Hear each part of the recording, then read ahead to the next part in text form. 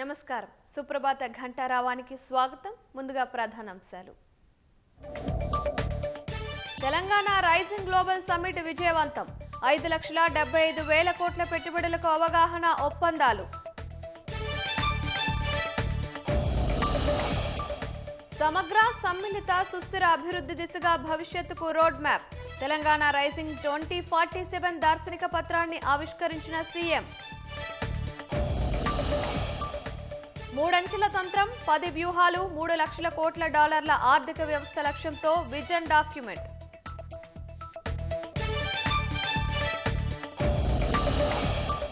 ముగింపు వేడుకల్లో అబ్బురపరిచిన drone show. అతిపెద్ద ఆంగ్ల వాక్యంతో గిన్నిస్ బుక్లో స్థానం.